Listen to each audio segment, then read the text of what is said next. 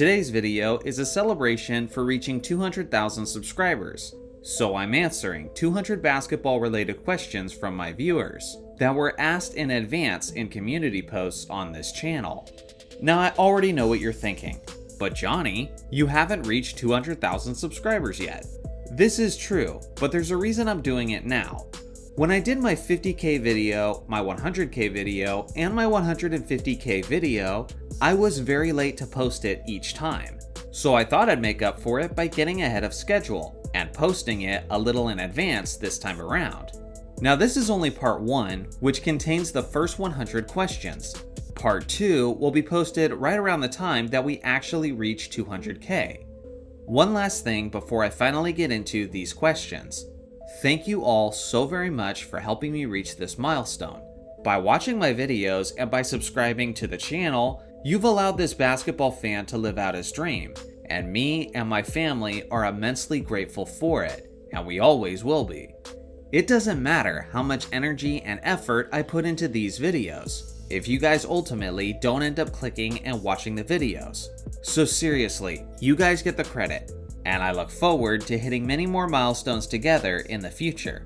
So let's get into it. Number 1.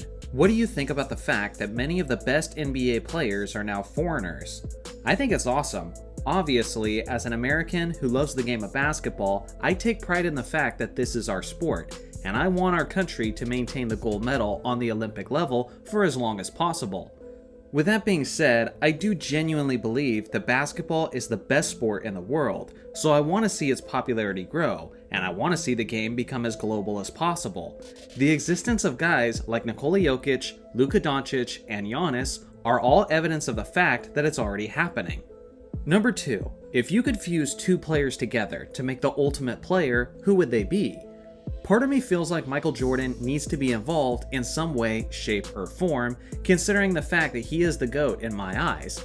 But to be completely honest, I can't think of a more unstoppable and intimidating fusion than Shaquille O'Neal and Steph Curry.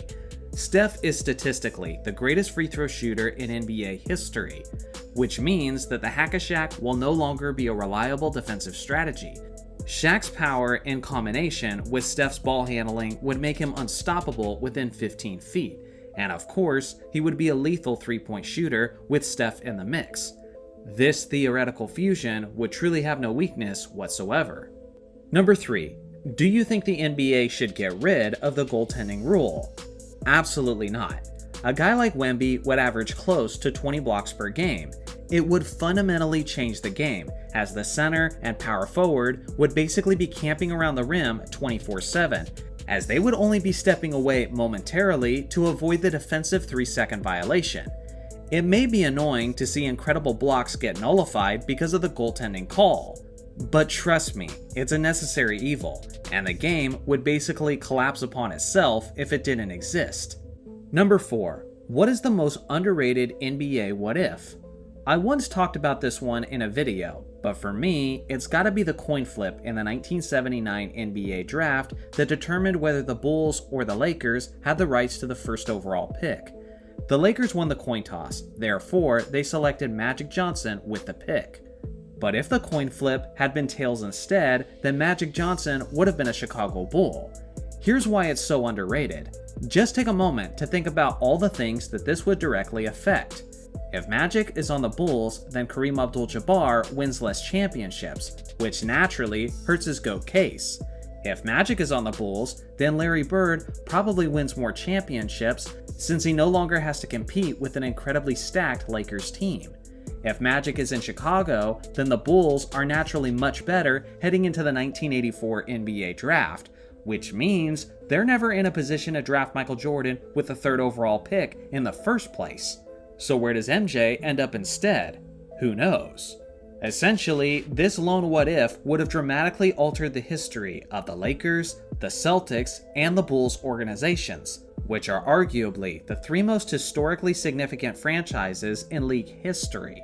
It would also drastically change the careers and reputations of Michael Jordan, Magic Johnson, Larry Bird, and Kareem Abdul-Jabbar. That's 4 GOAT candidates who are no longer the same, all because of one incredibly underrated what-if. Number 5. How would NBA players like Kobe, LeBron, Garnett, and T-Mac have done if they went to college first? I'm not sure if it changes much for LeBron, seeing that he was basically NBA ready from the jump. If anything, he would be even more hyped as a prospect, since it would be even more obvious just how high his potential was. Kobe definitely would have been a starter from the jump, since he would have been more developed as a player, and even coaches like Dale Harris couldn't justify having him spend so many minutes on the bench. Ultimately, I don't think it changes all that much outside of their rankings on the all-time lists, since they would be entering the league at a much later date. Number 6. Was there ever a player you followed who never became a superstar but you felt deserved more praise? Yeah, one of the guys that comes to mind is Rasheed Wallace. He won a championship with the Detroit Pistons in 2004, but his best days came well before that. In the early 2000s, Sheed was an absolute force on the Portland Trail Blazers. Now he's remembered as a hothead who collected technical fouls like they were Pokemon, but he was so much more than just that. Wallace was a solid stretch 5 shooter who would regularly hit 3-pointers well beyond the 3-point line. He was lethal with his back to the basket, as he was a dangerous post-up scorer. If it wasn't for their epic fourth quarter collapse in Game 7 of the 2000 Western Conference Finals, then he would likely be known today as the best player on a championship team. I know they had an old Scottie Pippen at the time, but make no mistake, Rasheed Wallace was the best overall player on that roster. Number 7. Who is the greatest ball handler of all time? Personally, I think you have to go with Kyrie Irving. He's got the ball on a string like no one else I've ever seen before. There's a lot of other great candidates, and it needs to be acknowledged that Kyrie plays in an era where the rules allow him to do more things with the basketball. But even with that being considered, I still gotta give him the edge. Number 8. Who is the greatest passer of all time? Well, John Stockton has the most assists in NBA history, and second place isn't even close. With that being said, it's Magic Johnson who has the highest career assist per game average of all time. Magic was the facilitator of the incredible Showtime offense. His ability to make split-second decisions with insane accuracy is unmatched. He was certainly the most entertaining passer of all time, but I also think he's the greatest, because his passing always translated to winning, as he took home 5 NBA championship trophies. For goodness sake, Magic has all of the top 5 spots for the most assists in an NBA Finals game, with 21, 20, 20, 19, and 19. He simply was, and probably always will be, the standard of excellent facilitating. Number 9. How do you feel about the recent Kobe disrespect? I'm not sure what you're talking about specifically, but I know it's annoying whenever LeBron fans act like Kobe has no business being in the GOAT conversation whatsoever. It's a subjective argument, so he can be in the argument if enough people feel he should be. In my opinion, as long as Kobe has more championships than LeBron, then there's always an argument for the Mamba, because the game isn't just about stats. There's a lot of revisionist history going on too, because people are acting like Kobe somehow got elevated after his death, and they say that he was never in the conversation before then. But that's simply not true. For goodness sake, the former commissioner of the NBA, David Stern, said that Kobe was on the same level as MJ. Again, for myself personally, MJ is clearly on top. But all the fans who act like Kobe was never in that discussion are either just too young to know the truth, or they're purposely lying to elevate their own guy. Number 10. What would have happened if Jerry Krause didn't break up the Bulls in 1998? Honestly, I'm kinda glad that the Bulls didn't come back and try for a 7th ring, because I've always thought that Jordan's finals record would have ended up being 6-1 in this scenario. Listen, anytime MJ is involved, the Bulls have a shot, but there would have been a lot of things working against him.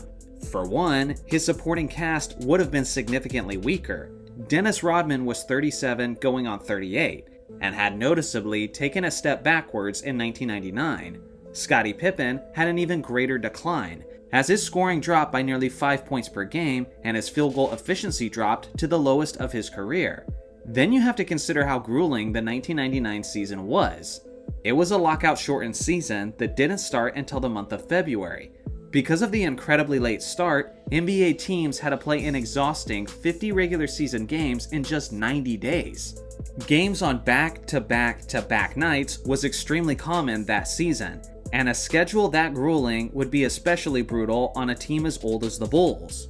The Eastern Conference was incredibly weak, as the 8th-seeded New York Knicks made it all the way to the NBA Finals. So I think there's a great chance that the Bulls fight their way into the championship series, but if they did, waiting for them would have been the San Antonio Spurs, with their twin tower tandem of Tim Duncan and David Robinson. San Antonio was incredibly strong exactly where the Bulls were weak, which was the painted area. Duncan and Robinson would have ate very well against Chicago, and the combination of that and the Bulls' aging stars would have been a bit too much for them to overcome, in my opinion. If MJ managed to win that championship series and take home a 7th, then it would be literally moronic for anyone to have a GOAT case outside of MJ, because that would have been the greatest achievement of his already illustrious career. But again, I think this task would have been just a bit too much even for him. Number 11. Do you think there will ever be a player more iconic than Michael Jordan? I don't know, man. Probably not in my lifetime. He's such a nostalgic figure for us basketball fans who are alive to see him play. He made the game global, he was perfect in the finals, and he was the epitome of stylish. The only time I can see someone being more iconic is when all of the people who saw him play have passed away. At that point, he'll just be distant history, and there will basically be no nostalgic and emotional connection for the general audience, which completely opens the door for someone else to be seen as the most iconic. Number 12. If you were the commissioner of the NBA, how would you make All-Star Weekend entertaining again? People want to see star players in the dunk contest and in the three-point shootout. What makes the 1988 dunk contest so special wasn't just the fact that they were great dunkers, but it was also the fact that they were 2 out of the top 4 best players in the East.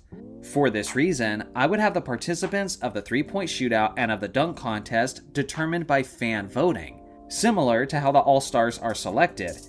In a way that's similar to all NBA selections, there would be financial incentives in the players' contracts to participate in the competitions if selected. If they were healthy and did not participate, it would hit their paycheck significantly. Even as the commissioner, this is something I would have to negotiate in the new CBA deal, but trust me, I would push for it hard. For the people complaining about players' health being put at risk by them participating, well then you can cry me a river. That has always been an excuse that's driven me nuts.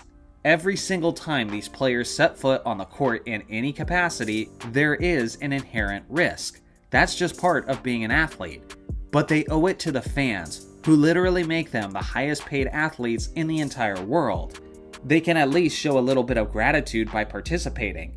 As for the All-Star game, well, that would be a much tougher fix, and honestly, I haven't figured out a great solution just yet. But let's just say I would be willing to take drastic measures if I had to. For example, I would rather have the game determine home court advantage in the NBA Finals than have the game be an epic waste of everyone's time, which is what it currently is. Number 13. Why does nobody talk about the Lakers and Knicks rivalry of the 1970s? That's a great question. They went up against each other 3 times in the NBA Finals in the span of just 4 years, which is the same frequency as the Lakers and Celtics rivalry in the 1980s. I think part of it is the fact that the NBA wasn't as popular in the 1970s, and so less people are familiar with that era in general. But the other reason is because there was limited footage, meaning there's less iconic moments of their rivalry. Think of some of the greatest rivalries in NBA history, and there's almost always iconic moments that add to the legend of that rivalry, like Kevin McHale clotheslining Kurt Rambis, or Isaiah Thomas ignoring Michael Jordan after they had been eliminated, or Robert Horry hitting the buzzer beater over the Kings in 2002. There is a few iconic moments that the most hardcore basketball historians are going to be aware of, but overall, it's just relatively lacking in its memorable imagery.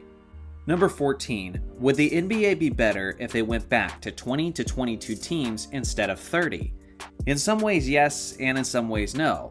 Overall, I think it would hurt the league more than it would help it, because less basketball teams in less cities is an injustice to NBA fans. For example, the city of Seattle is still reeling from their loss of their Supersonics, And to make potentially 8 to 10 more cities have to deal with that grief would not be a good thing in my opinion. The one aspect that would actually be exciting is how teams across the board would be insanely stacked with talent, due to the talent pool being more concentrated to fewer teams. It would be like the 1960s all over again. Regardless, I don't think the pros outweigh the cons in this scenario. Number 15. What do you think about the NBA using regulation instead of the lottery as a way to discourage tanking? Personally, I think the lottery is exciting and adds an intriguing level of luck into the NBA's evolution. Although getting rid of the lottery could reduce tanking for the bottom half of the league, I also think tanking would become significantly worse for the 3 to 4 worst teams in the league, because now they would be essentially guaranteed the top picks they're tanking for. Honestly, when I think about it, it doesn't seem like it would truly fix the problem, but rather just alter it. Number 16. What is your opinion on the NBA recognizing the BAA's accomplishments, but not the NBL or the ABA? Personally, I think it's a load of crap. From a branding standpoint, I understand why the NBA only recognizes its own league. But if it was in fact a true NBA merger in 1976, then I feel like they should have inherited the ABA stats as well. Frankly, it's really unfair, and a major disservice to some of the greatest players of all time that their full stats are not acknowledged. For example, Julius Erving is a guy who has an incredible resume as an NBA player. But if you include his accomplishments in the ABA, then he goes from simply a great player to a guy with a GOAT argument. Other Hall of Fame players like Moses Malone and Rick Barry also get significant boosts with their ABA accomplishments. And even a guy like Louis Dampier, who is the ABA's all-time leading scorer and who is one of the pioneers of the three-point shot, should be getting recognized regularly as one of the all-time greats. But instead, kids these days don't even know who he is, because nothing he did in his career counts in the eyes of the NBA. If I was the commissioner, this is also something that I would change. Number 17. What could the NBA learn from other sports, like football, soccer, baseball, etc.? What makes the NBA unique is the fact that it's a league primarily about its stars. Yes, there's fans of specific teams, but I think we're getting to the point where more young fans are actually following players more so than actual teams. I remember I had a friend who was rooting for LeBron James when he was on the Miami Heat, and she always used to say, "I'm not a Heat fan, I'm a where he at fan." That pretty much sums up the state of basketball today, as the league markets their players like they're celebrities. The thing is, I think it's starting to go too far, and could actually be hurting Adam Silver and the league's product. NBA ratings are concerningly low, as less fans seem interested in actually watching the games, but would rather follow their favorite player on social media and simply catch the highlights on YouTube. I think the NBA could look at other major sports as an example, and remember what it's like to promote team pride, because that's the kind of mindset that the league seems to need from its customers these days. Number 18. Who would win? A team of Manute Bol clones or a team of Muggsy Bogues clones? To explain the question, for those who don't understand the context, Manute Bol is one of the tallest players in NBA history, standing at 7 foot 7 inches tall. And then there's Muggsy, who is the shortest player of all time, standing at only 5 foot 3. It might seem shocking to some, but I genuinely believe that 5 Muggsies would win. Manute Bol was not a great ball handler, and Bogues was a very solid pickpocket. The 5 Bulls would struggle to put the ball on the floor without getting stripped. I think there would be a lot of possessions where they wouldn't even get past half court. Then there's the speed gap between Bogues and Bol. None of the Bulls could keep up with the player speed and the ball movement, so I think the Muggsies would mid-range jumper them to death with consistent open looks. Obviously, if one of the Bulls got the ball in the paint, then the 5'3" Muggsies would be helpless to stop it. But getting that far up the court would be darn near impossible on most possessions, unless they mastered the art of spacing and passing without dribbling. But I wouldn't bet on it. Number 19. How good would Rudy Gobert be in the 1970s? He would be better, not nearly to the level of Wilt Chamberlain and Kareem Abdul-Jabbar, but he would be an all-star candidate for sure. Specifically, he would be so much better defensively, since there were no three-point shots in that era, meaning more shots are taken closer to the basket, which also means his blocks per game averages are getting a massive boost. Obviously, he would be pretty much the same player though, if not worse, because his inability to handle the basketball would be even more glaring in that era with stricter dribbling rules. Basically, his offensive impact would be just putbacks and lob passes. Number 20. How good would Larry Bird be in the modern NBA? Insanely deadly to say the least. If Luka Doncic and Nikola Jokic could average close to a 30-point triple-double, then you best believe that Larry Bird could too. It's an offensively inflated era that emphasized space and three-point shooting, which is tailor-made for Bird's skill set. I would put it this way.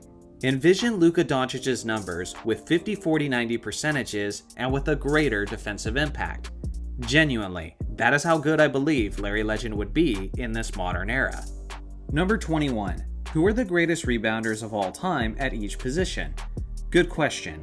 Give me Oscar Robertson at point guard. Shooting guard is the Hall of Famer from the 50s and 60s, Tom Gola, who's the only shooting guard in NBA history to average more than 10 rebounds per game in a season, which he did 3 times. At small forward, give me Elgin Baylor. At power forward, I'm taking Dennis Rodman, and at center, give me Wilt Chamberlain. Number 22.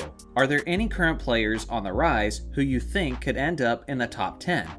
I think there are 3 players. If Steph Curry isn't already in the top 10, I'm basically positive he will be at the end of his career. Nikola Jokic has a real shot, and if he continues at the rate he's going for a little while, then he's certainly on his way. The third guy is clearly Victor Wembanyama. At times, he already looks like a cheat code both offensively and defensively. Just wait until he becomes a leader, when his basketball IQ increases and when he fully grows into his man body. At that point, he will truly look unfair to the competition. Number 23. Why is John Havlicek so overlooked?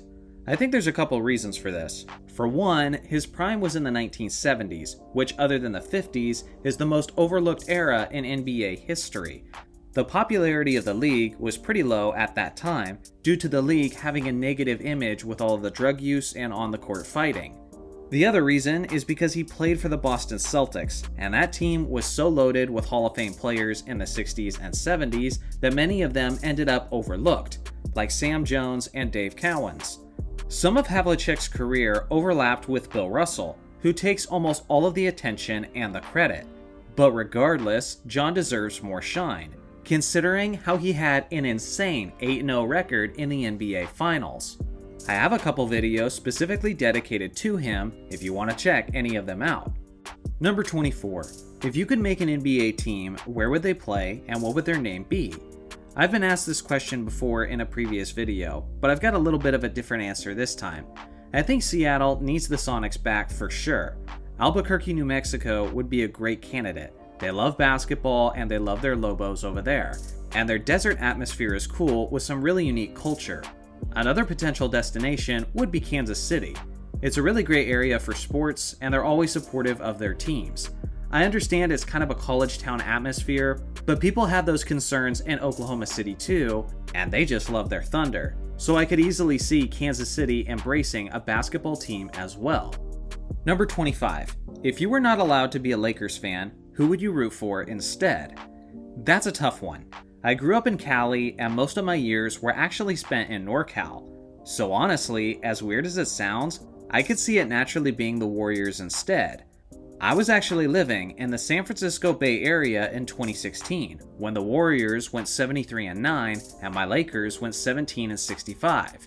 Let's just say it would have been way more convenient for me to be a Warriors fan at that stage of my life. Number 26. You have to build a starting 5. It has to be one player that retired before 1990, one modern All-NBA player, 2 quality role players from any era, and 1 draft bust. Who would be on your team? My retired pre-90s player would be Wilt Chamberlain, so I've got my center position locked down. My bust player would be Purvis Ellison. He was a 6'9" power forward who played primarily in the 1990s, and he was drafted by the Sacramento Kings with a first overall pick. He never went on to earn an All-Star selection or an All-NBA team, and is considered a massive bust. I'll take him at the 4 spot for a couple of reasons.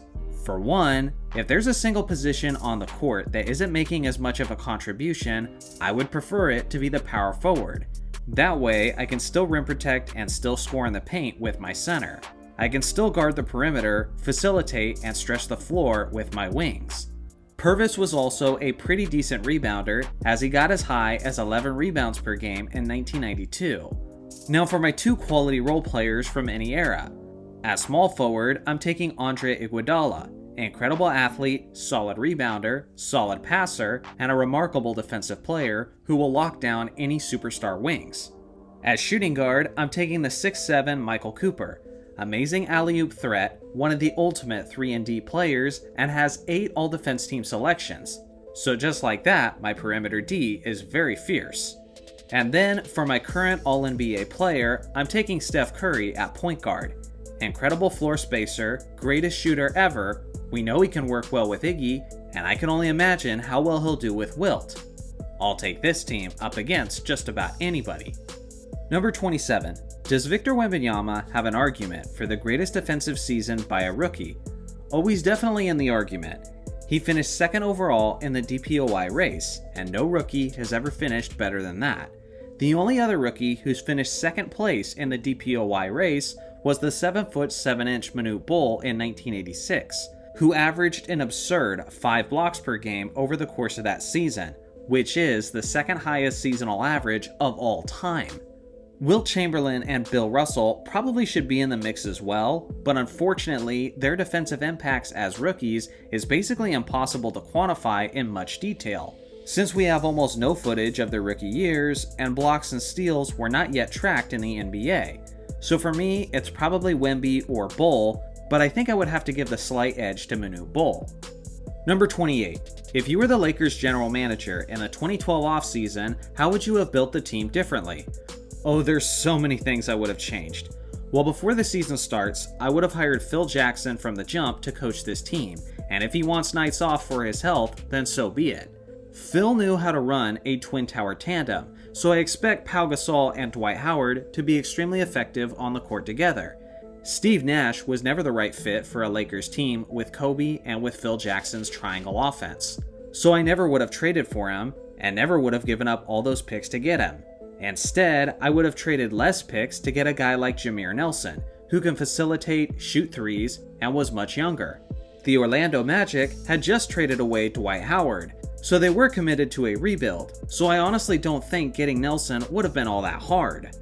Metta World Peace was not the best three-point shooter to spread the floor, so I would have traded him and thrown in a pick if I had to in order to get a reliable three-point shooter, maybe a guy like Shane Battier. I honestly think the Miami Heat would have taken that deal. With any remaining leftover picks, I would have made some trades and would have filled out the bench with some youth that can shoot and defend, instead of old has-beens like Anton Jamison and Steve Blake. Ideally, if things went the way I wanted, Phil would be the coach, Jameer Nelson would be the point, Kobe and Battier would be on the wings, Pau and Dwight are down low, and the bench is a bit deeper this time around. This roster has better health, better energy, better perimeter shooting, better chemistry, and more championship experience. Number 29. If you made a starting 5 of the best sixth men ever, who would they be? Well, some guys played at the sixth man spot, but they didn't stay there long term. I'm still considering those guys for spots as long as I get them when they were sixth men. First off, I'm taking Manu Ginobili and I'm starting him at point guard. Second, I'm taking Michael Cooper. He's a remarkable athlete, a 3-and-D assassin, and he was the Defensive Player of the Year in 1987 while coming off the bench. Third, I'm taking the 1998 Kobe Bryant at small forward, who finished second that season in the Sixth Man of the Year race. At power forward, give me Kevin McHale, who won the Sixth Man award in back-to-back seasons before eventually becoming a starter. At center, I'll take 1986 Bill Walton, who was the Sixth Man of the Year that season and still had some greatness left in the tank. Number 30. If you were to build the GOAT using qualities of players, what players would you choose for each skill? I actually answered this one in a video called I Made the Perfect Basketball Player, so check that one out if you'd like. Fun fact, I also made the worst player, which is probably the funniest video I've ever made. Number 31. People have constant access to their favorite players with their devices, yet it seems like even with the advancement in technology and information, no one has reached the levels of popularity and culturally iconic status of Michael Jordan. Why is this? I think there's a couple reasons. For one, Michael Jordan was just that much better than the rest of the competition, as I do believe that he is the GOAT. Now, was David Stern helping his popularity? Of course. Two things can be true at once. Stern knew what he had in MJ, and they marketed him relentlessly as they tried to squeeze every dollar they could out of him. The other thing is MJ himself. You're free to give your opinion on the GOAT, but one thing you can't argue against is how Jordan is incredibly likable to the general audience. Both MJ and the league office were determined to maintain his squeaky clean image, and MJ especially was so good at it. He was gracious with the media, he was so well spoken and insightful in interviews. He was supremely confident, but almost never called himself the best. When he was competing, he was ferocious, but when he wasn't competing, he was smiling. People in the 90s fell in love with MJ's character, and he won so darn much that he basically defined an entire generation of sports fandom, and that impression he left on them isn't leaving for as long as they live. Number 32. What kind of biases are there in the NBA media, and why? Oh man, there's way too many to cover in this one single question. I need like a 10-part video series if I wanted to thoroughly tackle and explain all of them, but I'll speed through a few. First off is big market bias. It's the reason the Lakers are talked about every single day on ESPN, even if they suck in that particular season. There's the LeBron James bias because they've determined that he's the current face of the league. He agrees with the core values of ESPN, and even Clutch Sports funding probably plays a significant part in why there's so many advocates for LeBron in the mainstream media. I think there's an American bias, as the mainstream media never seems to embrace guys like Luka, Giannis, and Jokic as much as they do for guys like LeBron, Ant, and Jason Tatum. For some reason, I think they're convinced that the Americans need an American player to connect and identify with. I personally don't see basketball that way, and ESPN clearly does these days. There's also a conflict bias. Shows like Undisputed, First Take, and First Things First aim to have as many disagreements as possible because conflict is key in their eyes. Everyone agreeing on common sense doesn't help get clicks and get people talking. Along that same vein, there is also a hot take bias. To put it simply, they would rather say something stupid and get clicks than speak the truth and have no one bat an eye. This is why there's so much sensationalism in the NBA media today. There's a lot of other examples I could give of media biases, so maybe it'll have to get its own video at some point. Number 33. What if everyone had a 20+ year career like LeBron James? How would that influence the all-time rankings? Well, I assume you're suggesting that they not only have that level of longevity, but they also have that level of consistency. If that was the case, then you could basically just look at the career averages and figure out who would be the all-time leaders. Michael Jordan would be the all-time scoring leader instead of LeBron, Magic Johnson would be the all-time assists leader instead of John Stockton, and so on. The guys whose legacies improve the most are the ones who had remarkable careers in a short amount of time. Probably the best examples of that are Magic Johnson and Larry Bird, seeing how both of their careers were cut short due to health issues. Just think about Magic for a second. He won 5 NBA championships and made it to the NBA Finals in 9 out of his 13 seasons. If he played as long as LeBron and was consistent, then that's like 15 to 17 Finals appearances, and who knows how many rings. The GOAT conversation would change completely. Number 34. Do you think the Hornets will ever win a championship, and how far into the future will it be? At this current moment in time, there's no reason to assume they'll win a championship anytime soon. I mean, Michael Jordan did recently sell the team, and given his track record as an executive, I guess that at least gives some hope that there's greener pastures on the horizon.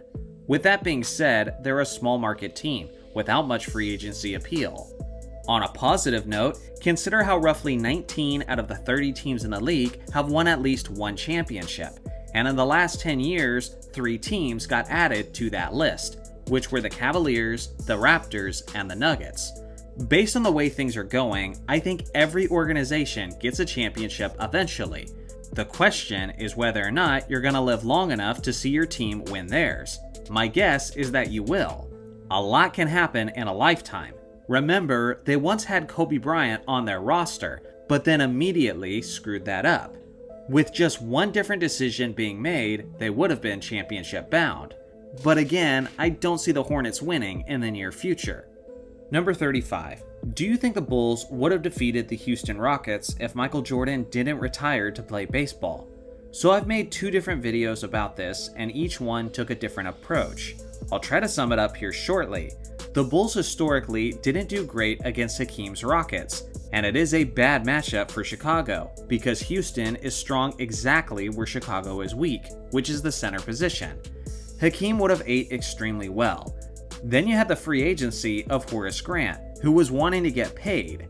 If he still ends up leaving for Orlando, then I think the Bulls win in 1994 while he's still on the roster, but not in 1995. If Horace Grant stays in Chicago, then they may win over the Rockets both times. But that creates a whole new issue, because if Grant never leaves the Bulls, then there's never an opening at power forward, meaning Chicago never takes the risk of signing Dennis Rodman, which now jeopardizes their ability to win in 1996, 1997, and in 1998. So ultimately, you've got a choice to make in this hypothetical scenario. Do you lose Horace Grant in the summer of '94 and at best split the championships with Houston? Or do you keep Grant and then likely ruin the second three-peat? Basically, the Bulls win a ton of championships in either scenario, but I simply don't see a way where they could have won 8 straight. Number 36. From a playstyle standpoint, do you feel as if there will be another revolution in basketball in the next 20 years? For example, the three-point revolution, fast break basketball, big men-centered basketball, etc. Honestly, I think that's kind of impossible to predict. The game always changes, but is it going to have this drastic shift like we've seen before?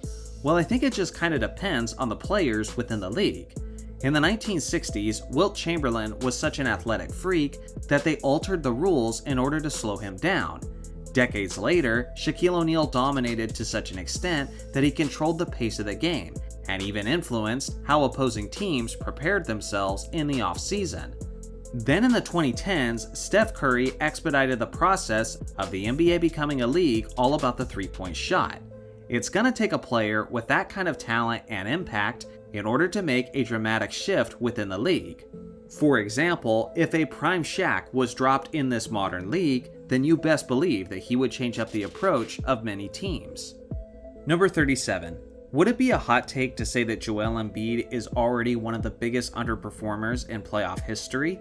No, that's not a hot take. Maybe a premature take because he's only 30 years old and still has plenty of playoff basketball ahead of him, so he's got time to change that narrative. But the reality is that he's been terrible more often than he's been good so far. Number 38. Do you think the NBA will eventually get rid of traveling or even dribbling altogether somewhere in the future? No way. I get that guys get away with traveling on a regular basis, but there's simply no way in hell that they would get rid of dribbling altogether. The dribbling highlights like crossovers and ankle breakers are beloved by the fans, so even from an entertainment standpoint, it doesn't make sense. The backlash would be intense, as the fans wouldn't want this, but especially the players would hate this. It would fundamentally change the game and would take all those years of muscle memory and throw it out the window. So yeah, I'm like 110% sure that this would never happen. Number 39. Would you like to see, at least as an experiment, a tournament where the team with the most wins wins the championship? I assume you mean the most wins at the end of the regular season. Definitely not. Because not every team plays each other an equal amount of times, meaning some teams would benefit from a much easier schedule. Just look at the dramatic imbalance between the Western Conference and the Eastern Conference in this modern NBA.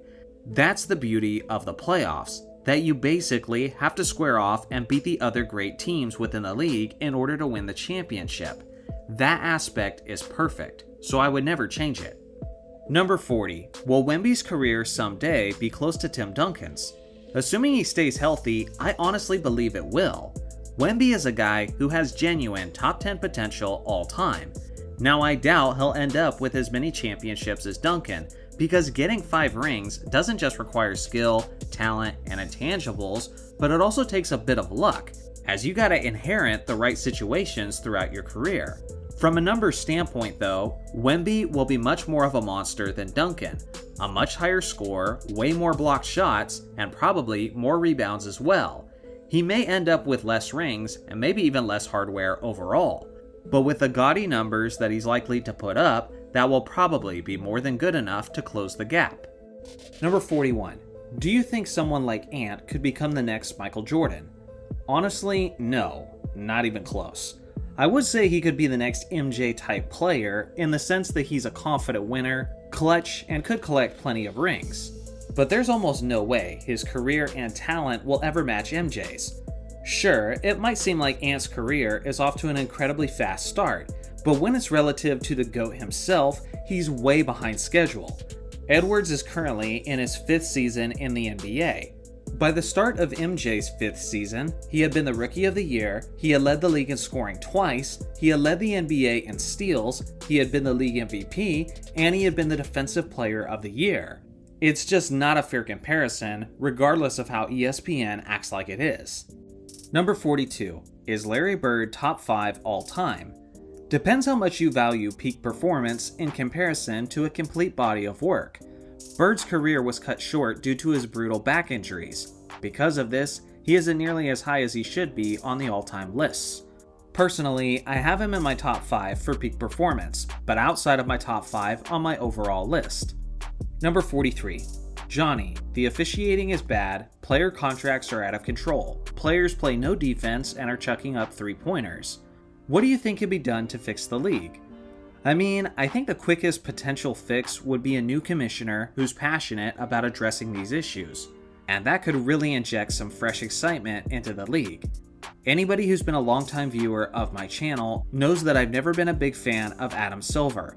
I've always tried to give him a chance to turn the ship around, but especially after last season, when he was on ESPN and CNN talking about how the All-Star Weekend was going to be competitive again, just for them to combine for nearly 400 points was the straw that broke the camel's back for me. In the past, he's acted like he was going to crack down on flopping, and it didn't improve. He acted like he was going to crack down on load managing, and it's still an issue. And All-Star Weekend, usually one of the most exciting weekends out of my year, is now basically a waste of time in my eyes. I could break down the X's and O's of how the league could get back to its glory days, but personally, I think it's all pie in the sky until Adam Silver is done as commissioner. Number 44. Is there any NBA issue that the league takes too seriously or too lightly, like players gambling, for example? I think so.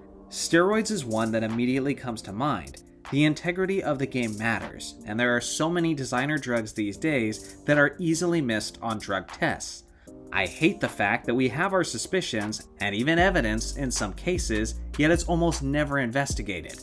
The juice is bad for your health, and it's not just about guys making personal decisions to inflict harm on their own bodies, but by using the juice, they're putting pressure on the competition to participate as well, and that's the part that really annoys me. Number 45. Who is on your Mount Rushmore of NBA YouTubers? Personally, I would say Jimmy High Roller for sure. His production value, charts, and script writing is just so top-notch. Mike Korzemba was the guy who inspired me to start a channel, so I'd be insane not to put him on the mountain. A Funky Diabetic takes the 3rd spot, as he is my go-to channel for modern basketball insight, and it's insane how well he knows the tendencies and abilities of all the players within the league, even some of the last guys off the bench. And the 4th spot has got to go to Sean David from Basketball Time Machine. Dude's got the biggest basketball history channel on YouTube, and you know that's obviously a very respectable thing to me. Number 46. What do you think is more important when determining a player's legacy? All-time individual stats or accomplishments? Accomplishments for sure. Obviously, you have to factor in both aspects when weighing a player's greatness. But here's the truth about basketball history. The most legendary icons in league history often sacrifice stats in order to win championships. But they didn't sacrifice championships to get stats. Sure, some star players did the latter, but now you know why they're not known as the best. Number 47. At this very point, who is a greater buck between Giannis and Kareem? At this point, I think you technically have to give the edge to Giannis. Both guys won a championship with the Bucks, but Giannis has played twice as many seasons in Milwaukee and is crushing Kareem on the all-time lists, like points, rebounds, assists, blocks, and steals. He also has more All-Star selections, more All-NBA selections, and All-Defensive selections. Basically, the only thing that Kareem has over Giannis is MVPs, which is 3-2. But that's not nearly enough to make up for all the rest. Number 48. What can the NBA do to improve defense once again? Guys are nearly impossible to defend when they're allowed to do anything they want with the basketball and with their feet. So the first thing you gotta address is the lack of traveling calls. Really rein the guys back in and force them to make the most of their footwork and decision making. They could bring back hand checking. At the very least, I'd experiment with it during the in-season tournament. Can you imagine how excited that would get the general basketball audience, as modern fans would be itching to see how their favorite players do, while older fans might be curious enough to tune back in. There's a lot that can be done, but to me, those are the best places to start. Number 49. What is your favorite NBA story? Personally, I think the Maurice Stokes and Jack Twyman story is my favorite. On one hand, it's a very interesting basketball what-if, but on a more important note, it's an incredible story of friendship, sacrifice, and love. I made this video about it if you want to check it out. But yeah, it's more than just a great basketball story, but an amazing life story that even non-basketball fans could appreciate. Number 50. Do you think a prime Klay Thompson could carry his own team? Depends what you mean by carry. I think he could be the best player on a decent team and put up better stats than he ever did in Golden State. But if you're talking about carrying a team to a decent playoff run, I don't think so. If you think of some of the most famous carry jobs in basketball history, like Jordan in 1988, Kobe in 2006, LeBron in 2007, and Westbrook in 2017, they were all done by guys who can do a multitude of things well on offense, and who were the primary ball handlers for their squads. Outside of scoring, Klay doesn't really do a ton as an offensive player. He's also a guy who plays a lot off ball, and usually doesn't do a lot of playmaking. For this reason, he's kind of a guy who naturally needs some help to get things done, even when he's at his best. Number 51. What could have happened if LeBron never left Miami? Well, the East still wasn't very strong in 2015, so I imagine they're making it back to the NBA Finals that season as well, even with a declining Wade and Bosh. After that though, I think Pat Riley would have seen the writing on the wall for Wade and Bosh, and probably traded them to retool around LeBron. Honestly, LeBron's resume is even scarier if he stays in Miami, because that is such a free agency destination, and elite players would have continued to join him in South Beach. Spoelstra and Riley are also two of the best in the business. At this point, I think LeBron would have at least 5 championships instead of 4 if he never left. Number 52. How would you increase the significance of the NBA regular season? I actually like what the NBA did by making a minimum games played requirement in order to win awards. I would just raise that minimum from 65 to 70 games. I would also have the players' pay be affected more drastically by how much they actually participate. You know, like normal people and their jobs. I don't technically think the regular season needs to be more significant. I just think there needs to be more incentive for the guys to play and compete. Number 53. Are Draymond Green's antics worse than Dennis Rodman's were back when he played? Or does it just seem that way because we live in the age of the internet? No, I think you're right. Draymond's antics were worse than Rodman's. I gotta be honest about something that might be considered a hot take, but I think Rodman gets a worse reputation than he deserves. He wasn't the most dangerous or most confrontational player on the court. Sure, he got into some scuffles, but the biggest thing Rodman was guilty of was just being a weird, eccentric dude in the 1990s. Hell, back then, they even thought his colored hair was weird. People weren't used to basketball players being covered in piercings and wearing wedding dresses. He was just different. But he wasn't this PR nightmare with an attitude problem to the extent that people make it seem. I think a better antics comparison for Draymond of today is actually Charles Barkley of the 1990s. Draymond stomped, choked, slapped, and kicked dudes in the groin.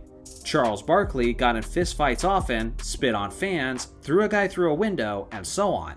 Neither guy was a role model, and both spoke their minds in a very unapologetic fashion.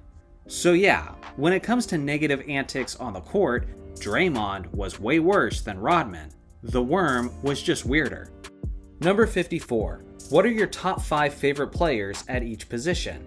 That's 25 players in total, so let me list them off real quick. Point guard in order: Damian Lillard, Rajon Rondo, Derek Fisher, Luka Doncic, Magic Johnson.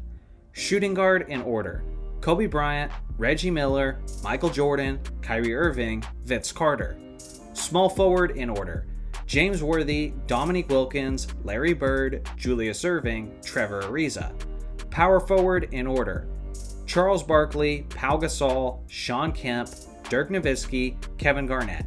And lastly, at center, Wilt Chamberlain, Shaquille O'Neal, Hakeem Olajuwon, Nikola Jokic, and Yao Ming. Number 55. If the three-point line existed in the NBA prior to 1979, then who do you think would have been some of the best three-point shooters of the 60s and 70s? There's quite a few that I know would have been solid. In the 1970s, Jerry West would have been a natural, seeing how a majority of his points were perimeter jumpers anyway. David Thompson was also a great scorer, who was rumored to have three-point range. Pistol Pete Maravich also would have been fantastic, and if you go back and watch Maravich highlights, you'll see him take a lot of shots that were close to three-point distance, even though everything counted as two. The three-point line actually did exist in his final season in the league. He played 43 games that year, and he shot an absurd 66.7% from deep. So not only do I think that he would have been good, but I think that he would have been one of the all-time great three-point shooters. Downtown Freddie Brown is another guy who could have benefited from the line always being there. In the 60s, Jerry West would have been doing his thing, and Sam Jones of the Boston Celtics had a lethal pull-up jumper. I'm sure there's a lot more I'm not thinking of, but those are the biggest examples that immediately come to mind. Number 56. How do you think people will look back on this current era of superstars in 50 years? Will people call them plumbers the way many call the likes of Chamberlain and Russell now? Oh yeah, they definitely will. They won't use the same plumbers and firemen terminology, but they'll have their own unique ways of belittling previous generations. Just to be clear, this isn't anything new. Sure, maybe they're more aggressive about it in recent years, but I've literally shown footage on this channel where Wilt Chamberlain and others were criticizing the 1990s for being soft, while talking about the more physical days of the 1960s. History tends to repeat itself. Number 57. He's the only player to ever score 70 points and get a quadruple-double in his career, so why is David Robinson not talked about enough? You know, it's funny. I recently did a video on this exact topic, and I called it the greatest victims of revisionist history. Kids today really don't know just how excellent Robinson was, as he was simply one of the greatest defensive players in the history of the league, to go along with the fact that he was a pretty damn good scorer as well. I believe the biggest reason for this is because legacies are defined and players are remembered by what they did in the playoffs. And the most memorable aspect of Robinson's career was him getting absolutely destroyed by Hakeem Olajuwon in the 1995 playoffs. Up until that point, it was a genuine debate on who the better center was, but now the comparison seems laughable to many fans in hindsight. Over the years, I've kept changing my mind on who is the most underrated player in NBA history, but I can say beyond a shadow of a doubt that Robinson is in my top 5 of that category. Number 58. Do you think a professional outdoor basketball league could work? It sounds cool to think about, but no way, especially in this modern era where players are sensitive about maintaining their health. It's hard enough to get guys to play anywhere close to 82 games in a season, and then you want to expose them to the elements and outdoor conditions? That simply would never fly. It would be hilarious though to see guys playing on double rims, trying to shoot through the wind, and dribbling in the rain. Number 59. What is your favorite NBA jersey of all time? I am definitely biased, but when the Lakers introduced their Sunday whites, I thought it was the coolest thing I had ever seen.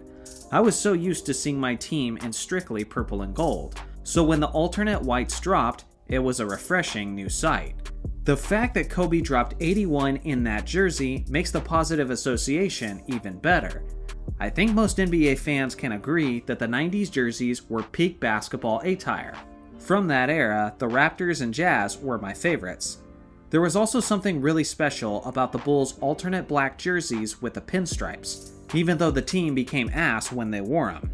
Fun fact, the black pinstripes was their alternate jersey during the 95-96 season, where they went 72-10. MJ actually hated those jerseys though, and viewed them as bad luck, because they had a horrible record in them. In that 95-96 season, the Bulls were 5-5 in the black pinstriped jerseys, and they were 67-5 in everything else. Go figure. Number 60. If you were to create an award that doesn't already exist, what would it be, and who are some players that you would retroactively give the award to? For example, DPOF, meaning Defensive Player of the Finals. That's not a bad suggestion. For me, I think there's enough awards out there currently. Clutch Player of the Year is one that crossed my mind, and then it became a thing. Conference Finals MVP is something I always wanted, and then it became a thing. And MVP of the Olympic Games was something I wanted too, but now that's a thing. If anything, I feel like we're starting to get carried away with all these awards, and if we don't slow down, it's going to start feeling cheapened, like participation trophies. So for myself personally, I would not introduce any new awards anytime soon. Number 61. What happens if John Paxson doesn't make that shot in Game 6 of the 1993 NBA Finals? Honestly, I'm not even sure if the Bulls lose that game if Paxson misses that shot. If you check the replay, Horace Grant is in a decent box-out position to potentially get the rebound if it bounces his way. And as coaches always say, long shots equals long rebounds. Michael Jordan had just boxed out Kevin Johnson to the point that he fell to the ground. If Paxson's shot misses off the front of the rim or off the back iron, then it's likely that MJ is getting that rebound with a good look at an open mid-range jumper to tie the game. Let's just say that Paxson misses that shot and Phoenix gets the rebound to win the game. You really think I'm going to pick against Michael Jordan in a 7th game in the NBA Finals in a series where he's averaging an efficient 41, 8, and 8? Definitely not. I'm going with MJ and the Bulls, even though Game 7 was in Phoenix. Number 62. If the NBA logo ever changed, who do you think should be the new silhouette? For the record, I do not think it should change. It's iconic as it is, and no one should want that mantle because the league pretends it's not them and refuses to give them royalties, which is what they did to Jerry West for decades up until his death. If it had to be someone else, it should be MJ's Jumpman logo. Jordan is the most famous person in basketball history and is widely seen as the greatest ever. I simply see no solid argument why it should be anyone else if they're ever going to change it. Number 63. If you could religiously watch any 5-year period of the NBA that you were not able to watch as an adult or were not alive for, which period would you choose? I'm not going to lie. Thanks to the fact that I'm 35 and I've loved the NBA since I was 4 years old, I've seen a lot. My dad's VHS tapes allowed me to watch the 1980s extensively as well. Personally, I would pick 1961 through 1965. I would want to see Wilt Chamberlain and Bill Russell's greatness in their primes. And I would do absolutely everything in my power to see the 100-point game in person. Number 64. What past player throughout basketball history would you like to drop into today's game? On one hand, guys like Wilt Chamberlain or Shaquille O'Neal would be fascinating, because that type of dominant big man just doesn't exist in the modern game. So it would be interesting to see how the rest of the league adapts.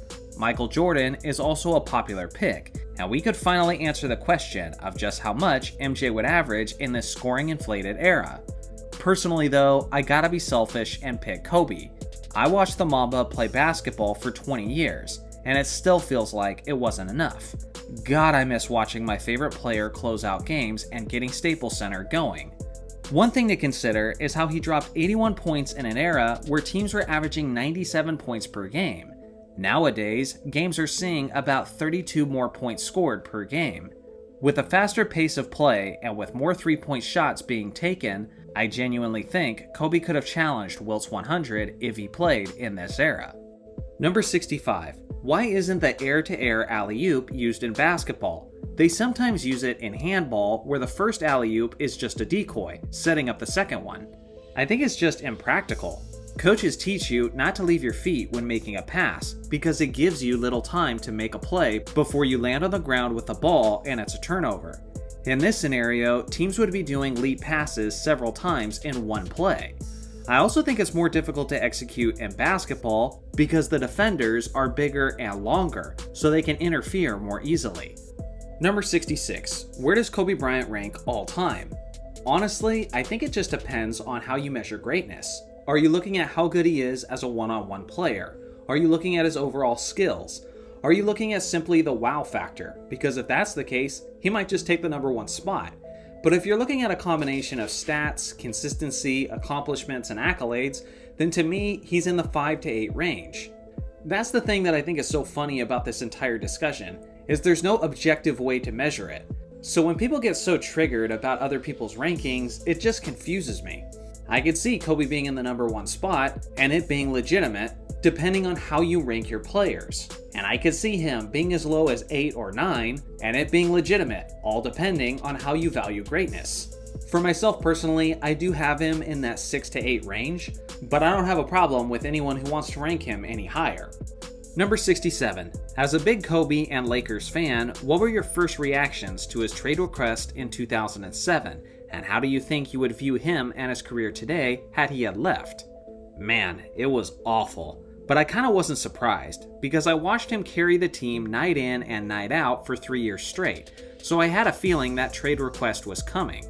Back then, we didn't have smartphones and notifications, so I just kept checking the ESPN ticker first thing every morning, waiting to get that horrible confirmation that he had finally been traded to the Chicago Bulls just like he wanted. It was a pretty unhealthy and anxious time for me as a basketball fan. If he had been traded, I honestly would have understood and respected his decision though, because I knew his personal mission was to win a ring without Shaq. And considering the players surrounding him, I too had doubts that he could do it in Los Angeles. Unless he went to the Celtics, I would have rooted for him wherever he went. I would have stayed a Lakers fan, but rooting for Kobe on the side would have definitely been a thing for me. Number 68. What is your worst NBA basketball memory? Obviously, the day Kobe died. I could explain in detail how I found out, but I don't feel like making this whole video sad. So if we're talking about stuff outside of death and tragedy, then it was on June 17th, 2008. I may have told this story before, so forgive me if you've already heard this, but me and my high school girlfriend had been going through a rough stretch, and it was this afternoon that she officially broke up with me. This was my very first girlfriend, so I was sad as heck. But I did find comfort in the fact that the Lakers played in the finals that night, and I could just block it out of my head and enjoy basketball. I went into that night looking forward to my Lakers forcing a Game 7.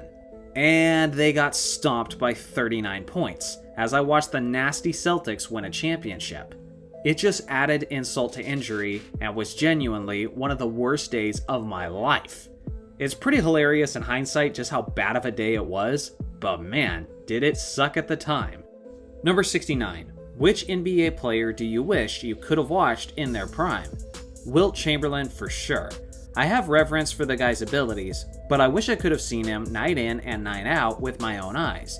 The people I've spoken to who were actually old enough to watch Wilt play always act like they witnessed a demigod dominate the sport.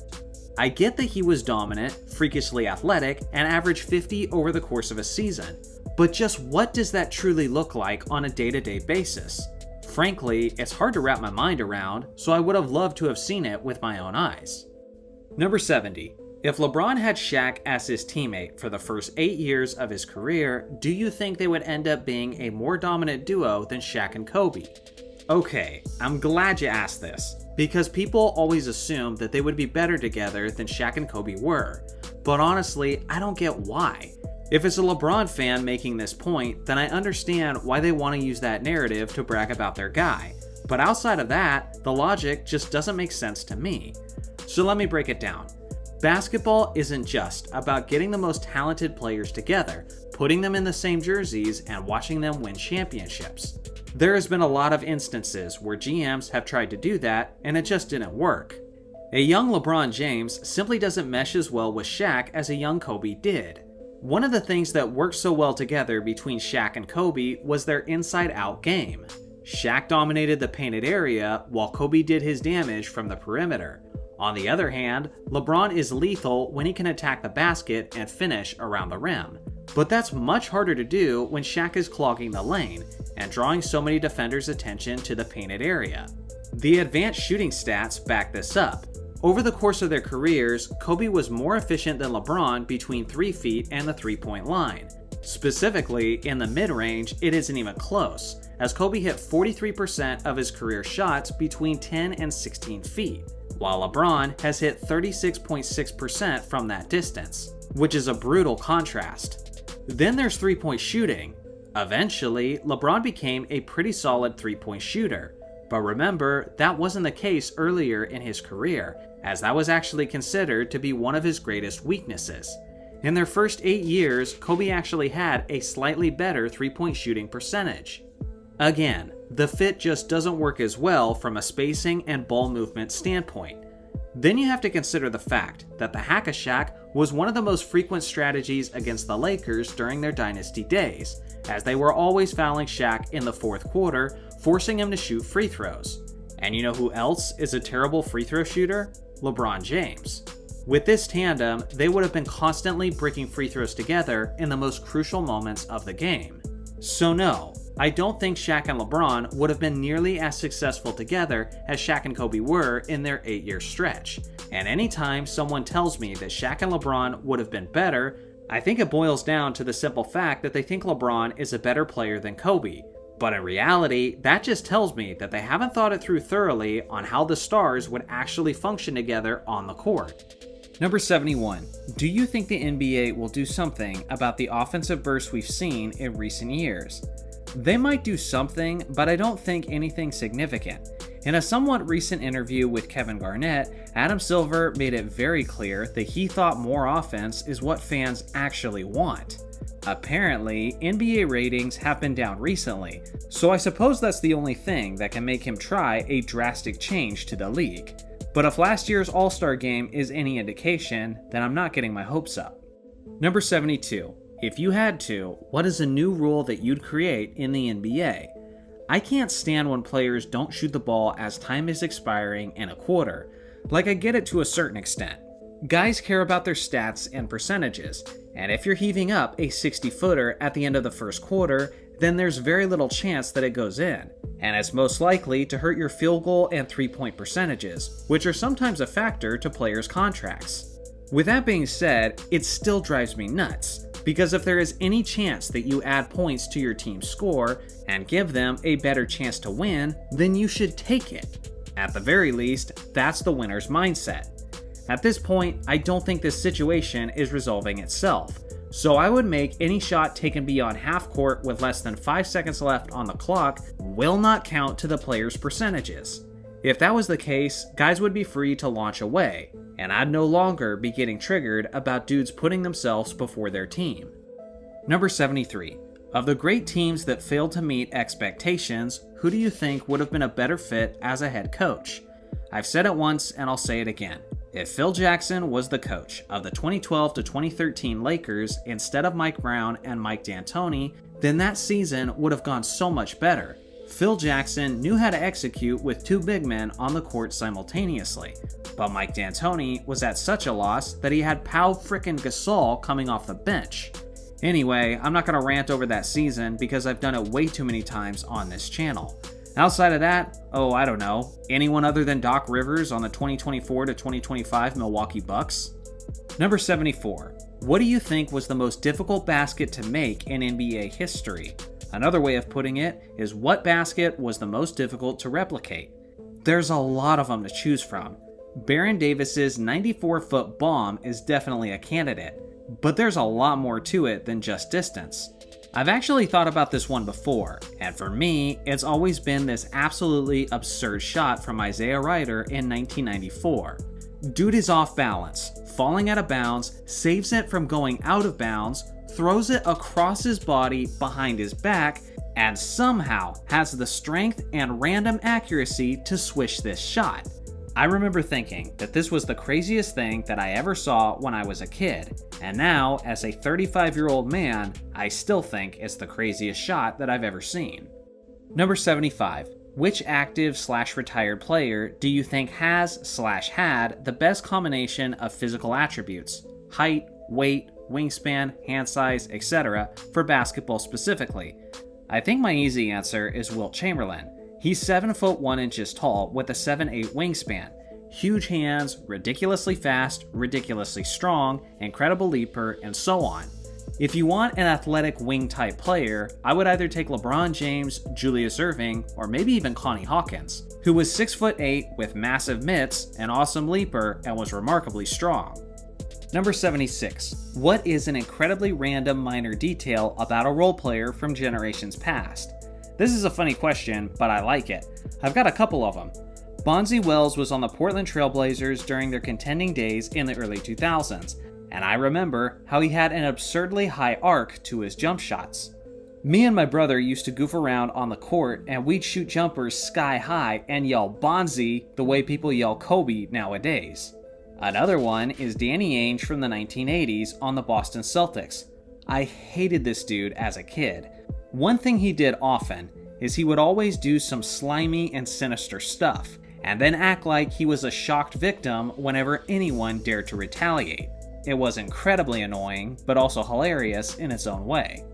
Number 77. If you were in the NBA and could choose your skill set, who would you pick? To tell you the truth, I play the game like the Wizards version of Michael Jordan. Lots of post moves, lots of fadeaways, but I'm not that fast and often pretty cranky. I'm only 6 foot 3 inches tall, so that type of style wouldn't really work in the NBA for a guy my size. So if I was trying to make it to the league, I would probably try to remodel my game to that of Damian Lillard. Lots of pull-up jumpers coming off of screens, and I would try to be as lethal as possible from 3-point range. Number 78. Do you think a Harlem Globetrotters vs NBA match should replace the All-Star Game? Hell no. I love the Globetrotters, but I wouldn't want them replacing the All-Star Game. Essentially, you'd be taking something that already isn't that competitive and make it not competitive at all. Like I mentioned earlier, I would just raise the stakes to increase the level of intensity for the All-Star Game. Number 79. How do you think the league would be different today if a prime Arvydas Sabonis came over? Many Europeans know that back before he was in the NBA, before the injuries, and when he was really slim, the 7 foot 3 inch Arvydas Sabonis was one of the greatest basketball players to ever live. Some might even describe him as the Nikola Jokic before Nikola Jokic. Sabonis dominated overseas between the late 80s and the early 90s. So when you're asking how much he could have changed the league in that time, I gotta say, it totally depends on what team he would have played for. If you put him on the Celtics or Lakers, then he would have been a great enough addition to sway that rivalry in one direction or another. Say you put him on the Chicago Bulls with a young Michael Jordan. In that case, not only do I think MJ is winning 8 or 9 championships, but the Bulls would have completely dominated their rivalry with the Detroit Pistons. If you put him on the same team that he eventually ended up on, which is the Portland Trail Blazers, then they're definitely winning 2 or 3 championships. Seeing how they were good enough to make it to the NBA Finals in 1990 and in 1992 without Sabonis. The trio of Terry Porter, Clyde Drexler, and Arvydas Sabonis would have caused nightmares for opposing teams, and he would have fit in beautifully into a position where they could have used the help. Number 80. Which player do you dislike the most from each era? The 1950s is Frank Ramsey, because he introduced flopping to the league. The 1960s is Rick Barry, incredible talent and an all-time great, but he wasn't the best teammate. He quit on his team once, and in the years since, he always seems upset about something in interviews. The 1970s is Wes Unseld. It's not necessarily anything personal with him, but I can't stand how he was always winning the awards that I believe Elvin Hayes deserved more. The 1980s is Danny Ainge. Dude was a slimy, whiny brat, who was always causing trouble and did a lot of flopping for a guy in the 1980s. The fact that he played for the Celtics didn't help either. Close second in this decade was Bill Laimbeer. The 1990s is Karl Malone, and you know why. The 2000s is Rajah Bell. Great defender, but dude was a jerk and pulled some cheap shots on Kobe in their numerous battles. Shout out to Bruce Bowen though for similar reasons. The 2010s is Kevin Durant. I can't stand the burner accounts, the sensitive personality, and the worst free agency move in NBA history that genuinely made the league boring for a few years. 2020s is Jason Tatum, because the dude seriously needs to stop plagiarizing other players and get his own personality and iconic moments. Seeing him copy other legends in his celebrations is one of the cringiest things I've ever seen in basketball. Number 81. Who are the best off-ball players of all time? For me, the two guys were always Steph Curry and Reggie Miller. Both of these guys drew so much of the defense's attention, and neither guy ever got lazy and just stood around. These guys were always moving, covering so much ground, and only needed a second of daylight once they actually got the ball. Number 82. So the GOAT debate often has championships in the conversation. Championships are also won by teams. So if you take championships out of the equation, who is your GOAT and who is your top 3 all time? If you completely remove championships, then you're basically just looking at the regular season records, the all-time statistical rankings, and individual awards. If that was the case, then I don't see how Wilt Chamberlain isn't the greatest player of all time. The guy holds more NBA records than any other player in league history, to the point that his nickname is literally the record book. Rounding out my top 4 would be Michael Jordan, LeBron James, and Kareem Abdul-Jabbar. Number 83. Why is Luka Doncic so beloved and respected while Trae Young and James Harden are so hated? Is it a perceived arrogance of Harden and Trae? Well, first off, people like winners. And recently, Luka Doncic has clearly been the best player and the most winning player out of that mix. I honestly don't know why Trae Young gets such a hard time. But as for James Harden, I literally put him on my list of my most disliked players of all time. And I could go over those reasons all over again, from the flopping, to the work ethic issues, to his nightlife tendencies. Whenever a guy has a confidence that outweighs his work ethic, people are usually gonna respond negatively. Number 84. What is the biggest steal in modern NBA draft history? I mean, it has to be Nikola Jokic in 2014. Guy was a second-round draft pick who was taken 41st overall, yet he's got 3 league MVPs, a finals MVP, and numerous NBA records. Jokic is the only player in NBA history to win multiple MVPs as a second-round pick. To put it in perspective, his role-playing teammate Aaron Gordon was taken 37 picks ahead of him. Many of the guys taken before Jokic aren't even in the league anymore. So yeah, for me, he's the greatest draft steal in modern history. And given just how far he fell, he may just be the greatest draft steal of all time. Number 85. Do you think the in-season tournament will ever be a respected award? I actually do. I don't care for it, but the players are bringing playoff intensity to the games, and if they keep that up, the fans almost certainly will eventually follow suit. The NBA is also becoming a more global brand with every passing decade, and many foreign leagues in various sports have mid-season tournaments. So this tournament is not a concept that will be hard for those fans to embrace. It's mostly just us American basketball fans who have been viewing for many years. Number 86. If Kobe didn't tear his Achilles, then how do you think it ends? Well, heading into that game against the Warriors, Kobe was on fire, and the Lakers were one of the hottest teams in the entire league. Ultimately, I still think they lose to that 2013 Spurs team, but Kobe was so strong that year that I think he takes 2 games in the first round before they're eventually eliminated in 6. Beyond that, I actually don't think much changes. Dwight Howard still leaves to Houston, Steve Nash rides off into the sunset, and the Lakers struggle for Kobe's final 3 seasons, regardless of the fact that he would still be healthy and performing at a high level. Number 87. If Tim Duncan and Hakeem Olajuwon swapped supporting casts, how does each player's legacy change? Oh, Hakeem definitely wins more championships, and Duncan wins less.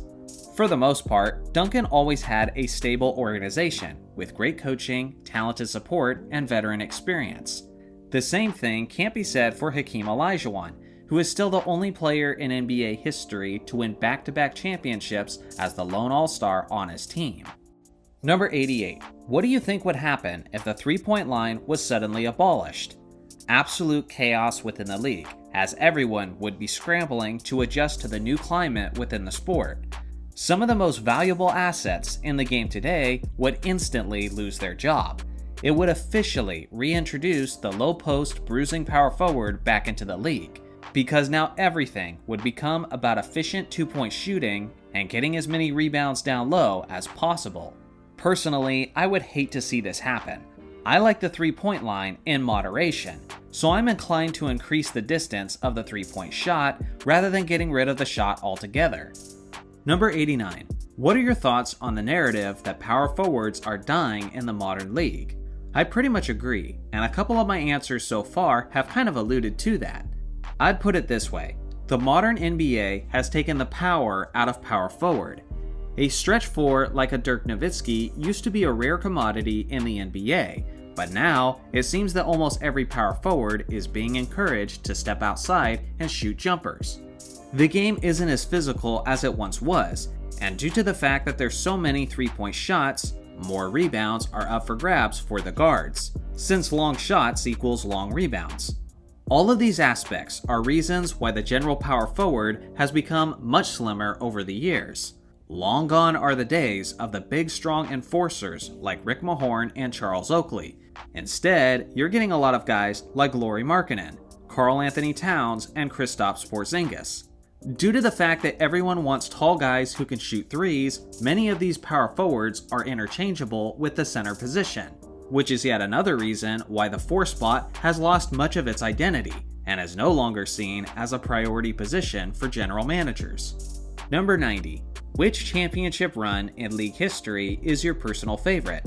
As a biased Laker fan, I would pick the 2001 playoff run by LA, where they went 15-1 in the postseason, destroying opposing teams that would be good enough to win a championship on most seasons. The fact that they went undefeated through the West just made Allen Iverson's performance in Game 1 of the Finals all the more legendary. Ultimately, the Lakers got it done, as this was, in my opinion, the peak of the Shaq and Kobe domination, and for that reason, it will always be near and dear to my heart. If I remove my Laker bias from the equation, I would probably say the Dallas Mavericks run in 2011. I would argue that this was the first three-point shooting team to win the championship. For years, the narrative was that non-physical shooting teams can't win championships. We had also seen the Mavericks dominate the regular season just to disappoint in the playoffs so many times before. So for these reasons, everyone was writing them off. We expected them to beat Portland in the first round, but after that, we expected Kobe and the defending champion Lakers to win, and that didn't happen. We thought the Big Three OKC might win in the conference finals, and that didn't happen. And then basically, the entire basketball world expected the super team Miami Heat to win the NBA Finals, and the Mavericks defeated them as well. Because of LeBron's quote, decision, which was basically a decision to take the easy road, basically everyone outside of Miami was rooting for that Mavericks team to win those finals. And the fact that Dirk finally got his lone championship ring in such a dramatic fashion just left such a satisfying feeling for us basketball fans. Number 91. Which player would you pick to be the basketball star for Space Jam 3? Right now, I don't think there's a fantastic choice. Based on the 2 movies so far, it's gotta be a guy who was at least at one point the best player in the entire league. With that being said, they're not gonna cast Nikola Jokic in the movie. I think he would probably rather die than star in a Hollywood movie and be forced to spend more time away from his home and his horses. He's not a great candidate at the moment, but a guy I can see developing into the best option would be Victor Wembanyama. Assuming he stays healthy, I do think it's only a matter of time before he's the best player in the NBA, and I really do love Wemby's personality, as he's outgoing, kind, and lighthearted. I think he's got the perfect temperament to star in a movie that's primarily aimed at children and families. So yeah, Wemby is my choice eventually, but let's give him some time and let him earn that mantle first. Number 92. How do you think we can reduce injuries in the modern NBA? Injuries are a part of the sport. Some guys take better care of their health and condition themselves better than others. Some guys simply have better genetics and are able to avoid injury for a longer period of time. Look at a guy like LeBron James, who's been playing in the NBA for 22 years at this point, yet he's had very few significant injuries. For every LeBron, there's an Anthony Davis, who just can't seem to stop getting hurt. When people say things gotta change, like they gotta play less regular season games, or they gotta load manage more games, I just shake my head. Injuries are a part of sports. If you want guys to avoid injuries completely, then just have everyone stay home and play no games whatsoever. But that's ridiculous. This isn't like the NFL, where everyone is getting CTE and their long-term health is getting destroyed. No, guys roll ankles, guys pull hamstrings, and even tear ligaments sometimes. It's part of the game we play, so I wouldn't change a thing about it. Number 93. Which NBA player had your favorite and least favorite playstyle? I think Hakeem Olajuwon is probably my favorite playstyle of any player ever. What I found so fascinating about Hakeem is how talented and polished his game was, despite the fact that he was a 7-footer. Like, he didn't have to take all that time to improve his footwork, work on his ball fakes, and his jump shots. He could have simply been like most 7-footers and relied mainly on his size to get an advantage. But he didn't do that. Instead, he developed the most polished and fluid offensive game that we've ever seen from a big man. And that right there is what makes him one of the greatest players of all time. As far as my least favorite playstyle, well, that comes from another all-time great Rockets player, and that's James Harden. Especially when he was in Houston scoring all those points. I couldn't stand the amount of flopping he did on both offense and defense. He would travel and get away with it on his step-back jumpers, and he did everything he possibly could to manufacture as many free throws as possible. When a guy is consistently more focused on drawing a foul during a shot rather than actually making the shot, I lose respect, because that's a recipe for some truly ugly basketball. Number 94. In your opinion, would Maurice Stokes be a top 10 player all time if he never got injured? Man, that's tough to say. The top 10 is such a successful group of athletes that I think it's hard to assume that anyone would have been on that level off of just a couple of seasons. At the very least, I strongly believe that he would have been in the top 25. He would have been right there in the conversation of Wilt Chamberlain and Bill Russell as the most dominant players of that era. Number 95. Do you think that the refs were really the reason why the 2006 Heat won the NBA Finals? I don't know. They definitely played a major part in the Heat winning that series, but I think the biggest question people have is whether or not they did it with nefarious intent. Were they purposely trying to win the series for Miami? I will say, Wade was extremely aggressive and was constantly attacking the rim, while the Mavericks were primarily a jump shooting team. So from that perspective, you do expect Miami to have the edge in the free throw department.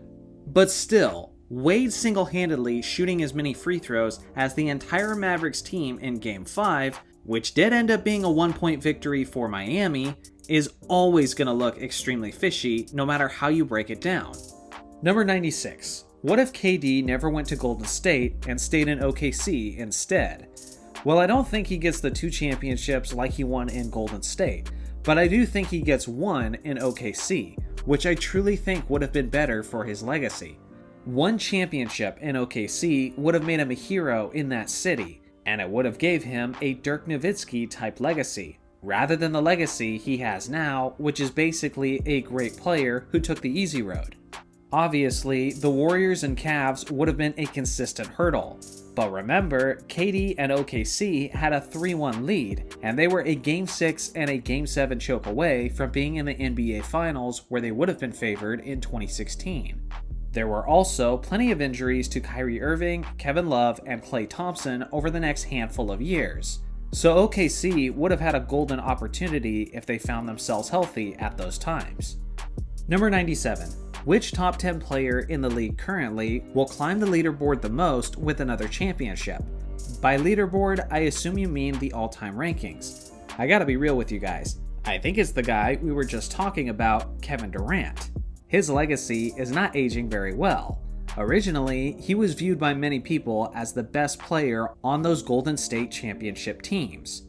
But that narrative has now changed, as Steph has had success before, during, and after KD, and now he's doing pretty darn good after Klay Thompson as well.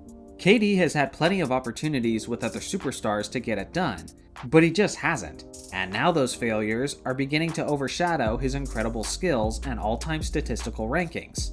If he was to win a championship with his current group in Phoenix, all of that suddenly changes.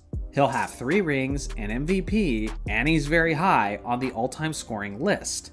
The narrative would quickly shift from a negative one to debates on whether or not he's in the top 10 greatest players of all time.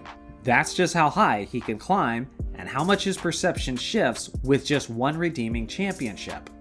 Number 98. After LeBron retires, who do you think is the next face of the NBA? I really have no idea. For some reason, the American sports media seems really hesitant to embrace foreign-born players. So as good as they are, I don't see the media backing and promoting Luka, Jokic, or Giannis as the new face. Heck, that kind of rules out Wemby as well. I know they're hoping for Anthony Edwards to become that guy, because they were pushing him so hard with the MJ comparisons. But the truth is, I just don't know if he's good enough to get that face of the league mantle. He's still only 23 years old, so he's got some time to close that talent gap between him, Luka, Giannis, and Jokic. Personally, I feel like it's anybody's guess on who the next guy is, as they may struggle to find him for a bit in the same way that the league struggled to replace Jordan in the first few years after his final retirement with the Bulls. Number 99. What are the coolest NBA-related possessions you have? One of my favorites was actually gifted to me by a sweet older couple after I took care of their cat for a couple weeks. Through that time of taking care of their cat, they got to know me and found out about my basketball channel. So after I was done taking care of their pet, they surprised me by giving me a copy of a signed Wilt Chamberlain book, which he signed for them at a book event in the late 1970s. This is such a cool thing to have, because not only is Wilt one of my favorite players, but Chamberlain passed away in 1999, so he hasn't been signing things for a very long time. Maybe one day I'll go over all the cool stuff I have and show it off to you guys in a video, but this one is probably my favorite. Number 100. Who is the most underappreciated player or person in basketball history? This one has a very easy answer in my opinion, as this guy's birthday should be celebrated like a national holiday. Dr. James Naismith, the man who invented the game of basketball in 1891. So many kids these days who love the NBA couldn't even tell you this guy's name, and that's a travesty, because none of us would be enjoying the sport we love today without him. He was born in Canada before coming to the United States, where he became a teacher, a physician, and eventually the father of the greatest sport in the entire world. As far as I'm concerned, this man is a legend who deserves to be honored frequently by the league, but for some reason rarely is. Was there any answers you enjoyed or disagreed with? Let me know your thoughts in the comment section below. And one last time on my way out, thank you guys so freaking much. You've blessed my life beyond words. Thanks for watching as always. Make sure to like and subscribe for more basketball content, and I'll see you guys in the next video.